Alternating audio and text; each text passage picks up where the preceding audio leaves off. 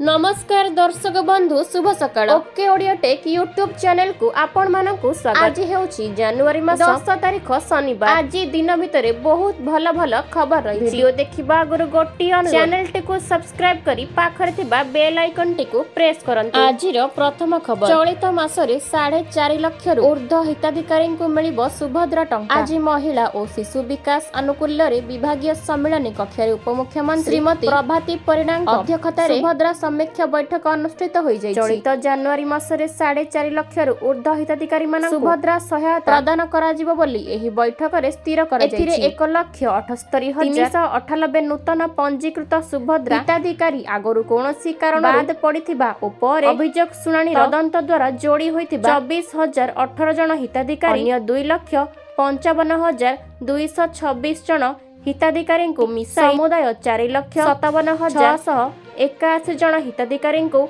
बकेया सुभद्रा सहायता किस्ती प्रदान करा जिवो बोली विभाग पक्ष तथ्य दिया जायछि। आसंता अंतरराष्ट्रीय महिला दिवस मार्च 8 प्रदान करबाकु थिबा चतुर्थ किस्ती विषय मध्य आलोचना करा जायथिला।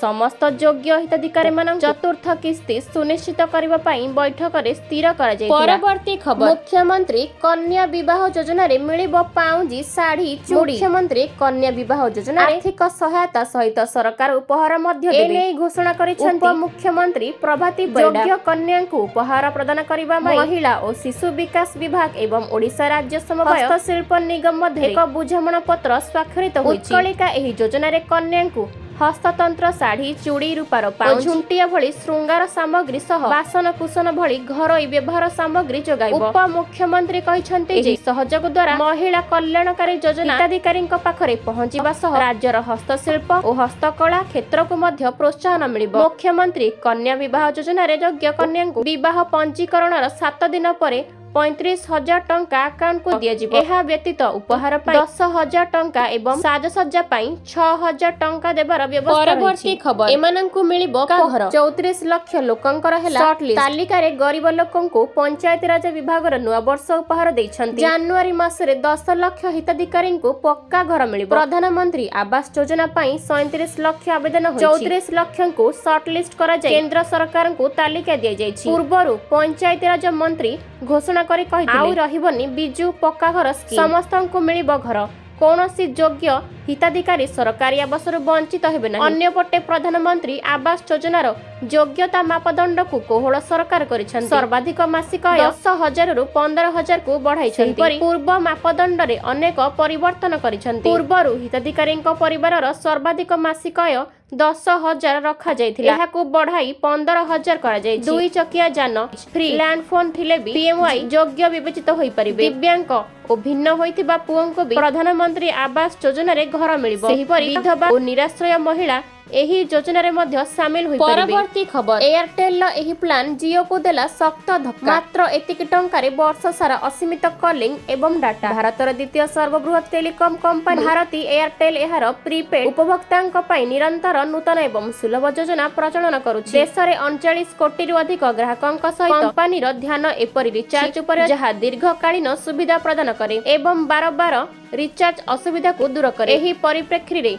एयरटेल एक नुआ प्लान आरंभ करी जहा कम मूल्य रे आपनक सिम संपूर्ण वर्ष पई सक्रिय रही। परवर्ती खबर, राज्य बजेट पई प्रक्रिया आरंभ। नुआ योजना सह फोकस रे विकसित ओडिशा 2026 रु 27 आर्थिक वर्ष पई बजेट प्रस्तुति प्रक्रिया आरंभ करिसंती राज्य सरकार। प्राथमिक पर्याय रे आसंता 12 और 13 तारिख 2 दिन सब विभागीय अधिकारी ठारू प्रस्ताव मगा जायछि। 2036 सुधा विकसित ओडिशा और 2047 सुधा विकसित भारत गठनर लक्ष्य हासिल पई बजेट रे प्राथमिकता दिया जिवो। 2026 रु 27 वार्षिक बजेट को नै राज्य सरकार करबे मानस मंथन। जनवरी 12 और 13 तारिख 2 दिन धरि सब विभागीय सचिवंक सहित निज निज विभाग व्यय अकटळ को नै आलोचना करिवे उन्नयन कमिशनर। केउ विभागर बजेट केते रहिबो से नै विभागीय मुख्य माने देबे एक्शन प्लान।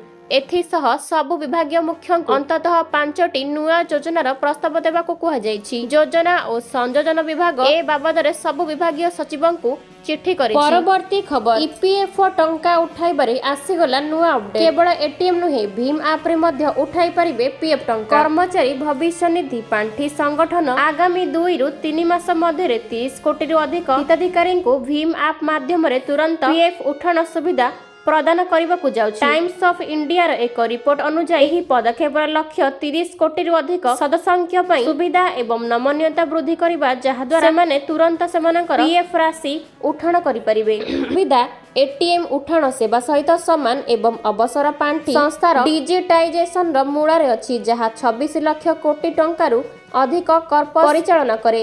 ईपीएफओ एनपीसीआई सहित सहयोग करिछि एवं एही पदक्षेप अधीन स्वास्थ्य शिक्षा एवं विशेष परिस्थिति पर यूपीआई सहित लिंक होइतिबा बैंक अकाउंट रे सीधा सड़क उठाण करा जाय परिबो। परवर्ती खबर जनगणना मोबाइल ऐप रे निजर गणना करि परिबे। केंद्र गृह मंत्रालय 2027 जनगणनार प्रथम पर्याय पई एक विज्ञप्ति जारी करिसंती। एने नियम एवं समय सीमा घोषणा करा जाय। परिवार तालिकाभुक्त करिबा एवं गणना प्रक्रिया चलित वर्ष एप्रिल 1 रु सेप्टेम्बर 30 मध्य आरंभ हेबो। प्रत्येक राज्य एवं केंद्र शासित अंचल एही कार्य समाप्त करबा पई 30 दिन समय दिया जिवो। एथर जनगणना रे लोकमाननक पाखरे आत्मगणना करिवार विकल्प मध्य रहिबो। अर्थात माने निजर सूचना एंट्री करि परिबे। एही सुविधा घर घरे सर्वे आरंभ हेबार 15 दिन पूर्व उपलब्धि हेबो। सरकार पूर्व 2020 आदेश को रद्द करी नूतन नियम अनुसार एही कार्य को सबुज संकेत दैछन्ति। परवर्ती खबर अडुआरे चासी धान बिक्री करबा पई मंडी रे जगी रहिथिले किंतु बलांगीर जिल्ला रे धान किणारे अचलावस्था जारी रही। चासी माने धान बिक्री करि न पारी अडुआ स्थिति रे रहिछन्ति। मिलर मानक धर्मघट जोगु चासींक अडुआ आहुरी बढ़ी जाइछि। गत 4 रु 5 दिन हेला चासी माने मंडी को धान आनी रखुथिले हेले सेमानक धान किणा न जिबारु अनेक चासी मंडी रे धान जगी कष्ट पाइछन्ति। प्रबल ठंडा रे धान जगिबाकू मंडी रे रहितबा चासी माने चलित वर्षर धान किणा अव्यवस्था को सब वर्षर बळी जाइछि बोली कहिछन्ति। बुधवार मिलर मानक धर्मघट प्रत्याहार हैला बोली कुहा जाइथिला। बुधवार संध्या मंडी रे अटकी रहितबा ट्रक गुडीकरे धान उठाण कराजिबो बोली बलांगीर मिलर संघ पक्षरु सूचना दिया जाइथिला। एबे गुरुवार संध्या पर्यंत अनेक मंडी रे धान उठी नथिबा जणा पडिछि। एपरि कि जेउ किछि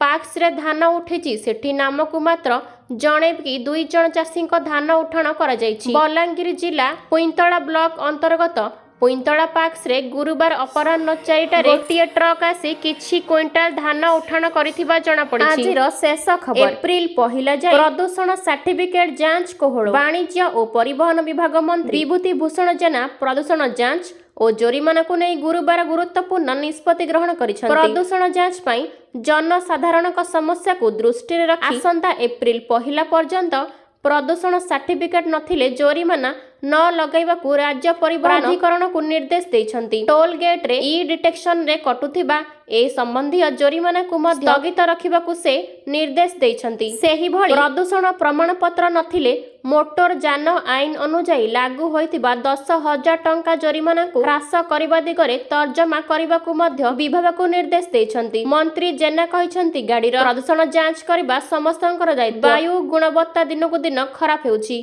एहार सुधार दिगरे कार्य करिबा आम समस्तंक कर्तव्य। सेथिपाई परिवहन रे परिवेश सुरक्षा को लक्ष्य रखी प्रदूषण जांच पाई कठोर आभिमुख्य ग्रहण करा जाइछि।